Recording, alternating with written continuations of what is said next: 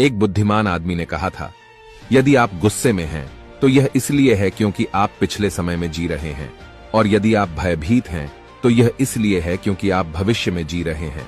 लेकिन जब आप शांत होते हैं तो तब आपको यह मालूम होता है कि आप वर्तमान में जी रहे हैं, और वहीं से जीवन का अर्थ पता चलने लगता है।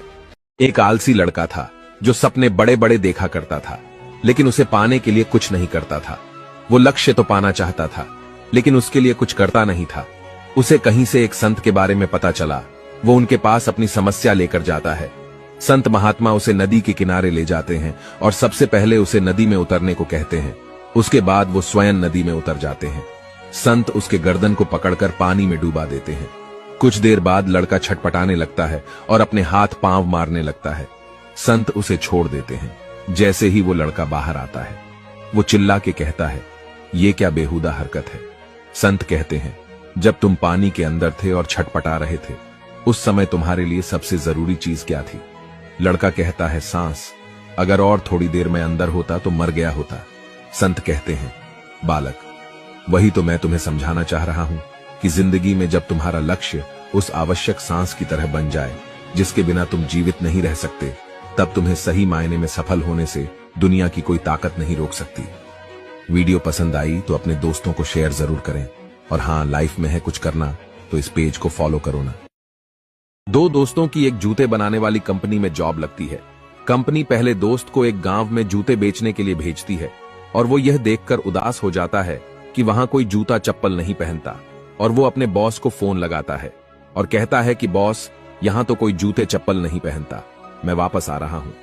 कुछ दिनों बाद जब दूसरे दोस्त को उसी गांव में जूते बेचने के लिए भेजा जाता है, तो वो यह देखकर एक्साइटेड हो जाता है कि वहां कोई जूता चप्पल नहीं पहनता, और वो अपने बॉस को फोन लगाता है और कहता है कि बॉस, सारे स्टॉक भेज दो, यहां कोई जूता चप्पल नहीं पहनता, मैं सारे बेच दूंगा।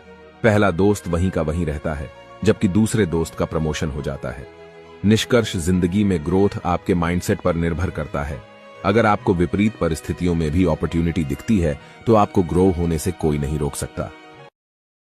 एक व्यक्ति ने एक कुत्ता और बिल्ली पाल रखे थे। बिल्ली बहुत बोलती थी और रात को म्याऊं म्याऊं करती थी। मालिक को यह अखरता क्योंकि वह उसे सोने नहीं देती थी। आखिर एक दिन गुस्से में मालिक ने उसे पीट दिया। वह जोर जोर से कह रहा था, यह दिन रात म्याऊं म्याऊं करती है और मुझे सोने नहीं देती। कुत्ता यह सब देख रहा था, उसने भी मौन रहने में ही भलाई समझी। ऐसे ही दिन गुजर रहे थे कि एक दिन घर में चोर घुस गए। मालिक ने कुत्ते की खूब खबर ली। वह अविवेकी यह नहीं समझ पाया कि बिल्ली की बोलने पर मरम्मत हुई तो मुझे क्यों दंड दिया गया। मालिक ने कहा कि तुझे पाला क्यों है? भौंकने के लिए। रात को तेरे न भौंकने से चोर घर में घुस गए। कुत्ते के सामने सवाल खड़ा था कि मौन अच्छा या बोलना, मैं क्या करूं? यह दुविधा भरी स्थिति या दिशाहीनता उस व्यक्ति के सामने आती है जो काल, समय व परिस्थिति के अनुरूप नहीं सोचता। जो व्यक्ति विवेक का प्रयोग नहीं करके एक ही व्यवहार को हर जगह और प्रत्येक परिस्थिति में लागू करता है, उसे दुर्दिन देखने पड़ते हैं। इसलिए दोस्तों, हमें हर स्थिति में सोच समझकर फैसले लेने चाहिए और विवेक का प्रयोग करना चाहिए।